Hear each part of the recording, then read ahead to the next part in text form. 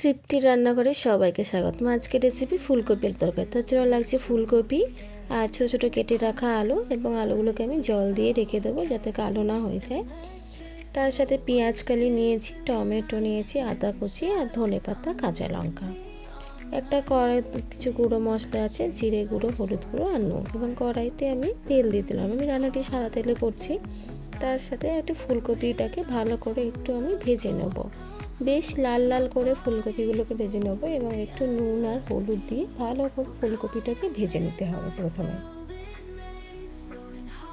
বেশ কিছুক্ষণ আমি ফুলকপিটাকে ভেজে নেব।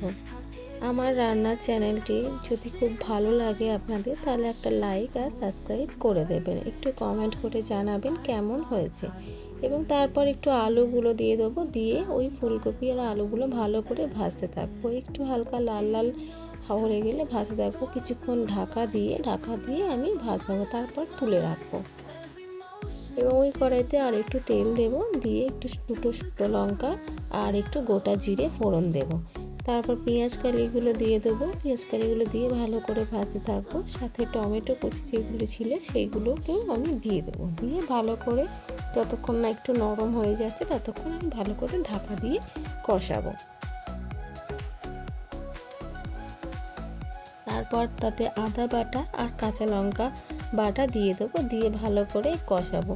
সাথে গুঁড়ো মশলাগুলো দিয়ে দেব, দিয়ে ভালো করে আমি কষতে থাকবো। সামান্য একটু জল দিয়ে মশলাটাকে ভালো করে আমি কষিয়ে নেব।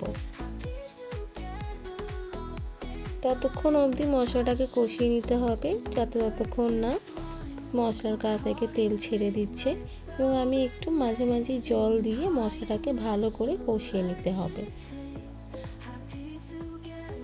তারপর ভেজে রাখা ফুলকপি আর আলুগুলো দিয়ে ভালো করে কষানো মশলার সাথে আবার ভালো করে মিক্সড করে আরও কিছুক্ষণ ধরে নাড়াচাড়া করব।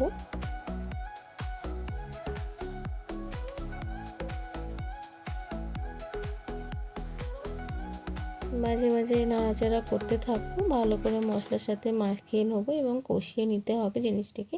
এরপর একটু জল দিয়ে ভালো করে আবারও মিশিয়ে আমরা কিছুক্ষণের জন্য ওটাকে ফুটতে সময় দেব। ঢাকা দিয়ে রান্না করব, এবং যতক্ষণ না ভালো করে আলুগুলোকে গলে যাচ্ছে ততক্ষণ অবধি আমরা রান্না করতে থাকবো।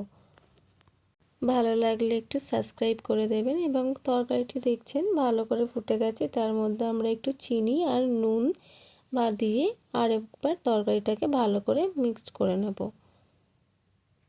ওপর থেকে কুচানো ধনে পাতা দিয়ে ভালো করে তৈরি যাবে। এটাই তৈরি হয়ে গেল আমার রেসিপি। নমস্কার বন্ধুরা, ভালো থাকবেন, সুস্থ থাকবেন।